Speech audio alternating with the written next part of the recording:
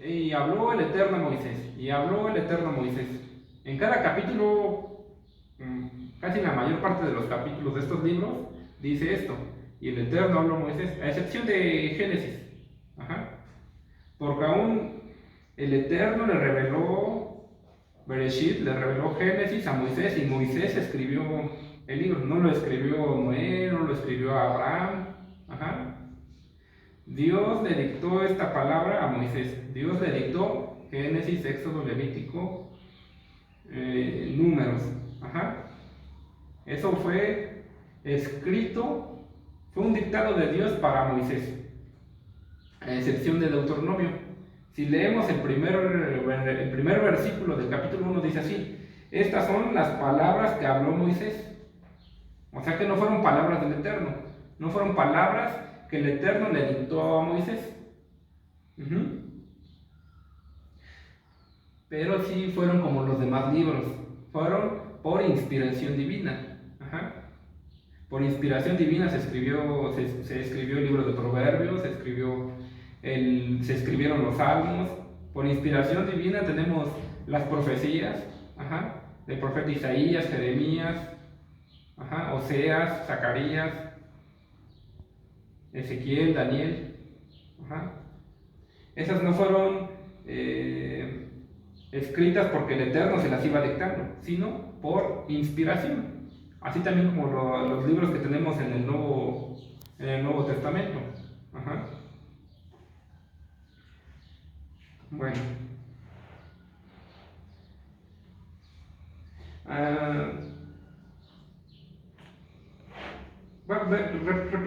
Volvamos a leer el versículo 1 y dice así: estas son las palabras que habló Moisés a todo Israel, a este lado del Jordán, en el desierto, en el Araba, frente al Mar Rojo, entre Parán, Tofel, Labán, Haserot y Dizahab. A veces cuando estudiamos las escrituras, por ejemplo, cuando vamos a Génesis y hay una gran genealogía, nosotros pudiéramos pensar, ¿y eso como para qué lo queremos saber nosotros? Ajá.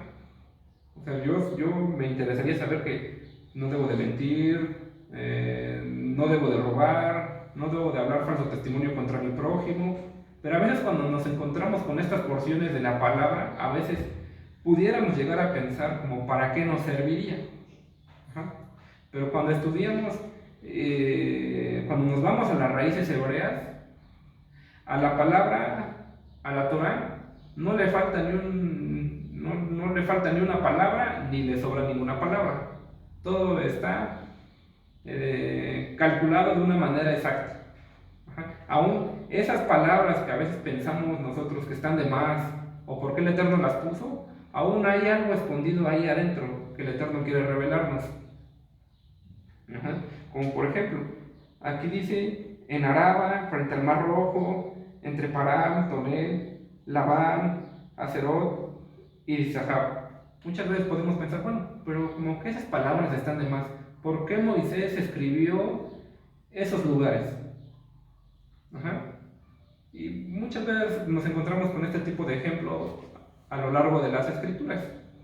Más a lo mejor cuando leemos por ahí el libro de Crónicas, ¿no? Bueno, esos nombres tienen un propósito. Aún los nombres, por ejemplo, de las descendencias al principio en Génesis, porque de ahí nosotros podemos comprender de dónde viene Amalek, de dónde vienen los egipcios, ajá, de dónde viene el amorreo. Todo tiene un propósito. Ahora vamos a ver el propósito de por qué aquí se escriben 9 lugares. Ajá. ¿Por qué Moisés escribió estos 9 lugares? El pueblo de Israel, cuando salió de Egipto, en ocasiones se rebeló contra el Eterno, murmuró contra el Eterno, murmuró contra Moisés. Ajá. Y en estos nuevos lugares aquí dichos por Moisés, fue donde el pueblo de Israel pecó contra el Eterno. Y ahora, ¿por qué lo mencionó Moisés? Aquí Moisés les está como que recordando, les está como que hasta a lo mejor reprochando de que habían pecado. Ajá. Pero él no lo hizo, él lo hizo con la intención de ayudar al pueblo de Israel. Ajá. Por ejemplo, cuando decían Arba o frente al Jordán, luego se le venía a la mente al pueblo de Israel que ahí había cometido algún pecado. Ajá, que ahí se habían rebelado contra el Eterno.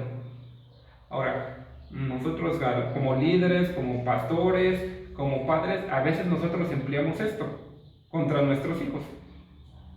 De que acuérdate que la vez pasada te portaste mal y te pasó esto. Y ahora, ¿es hacer eso está mal? No, no está mal, porque tú lo sabes, tú con eso estás instruyendo a tu hijo para que no lo vuelva a cometer.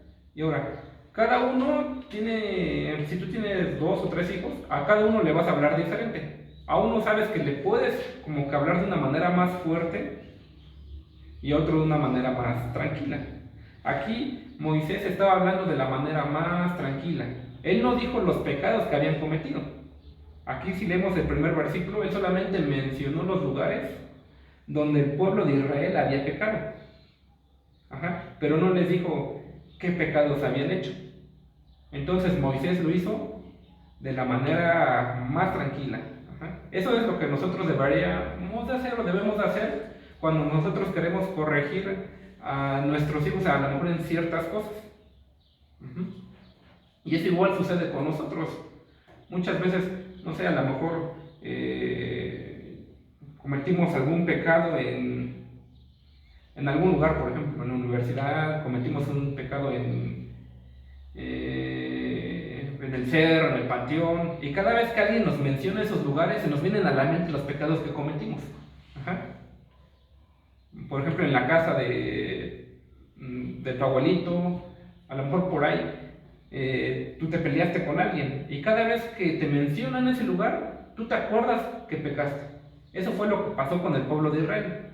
Cuando Moisés empezó a mencionar estos lugares, el pueblo de Israel se acordó que había pecado. Ajá. Y eso es a veces lo que nos pasa a nosotros. Cuando nos mencionan algún lugar, híjole, luego ya no queremos recordarlo, ya no queremos que nos mencionen ese lugar, porque ahí fue donde nosotros pecamos contra el Eterno. Ajá.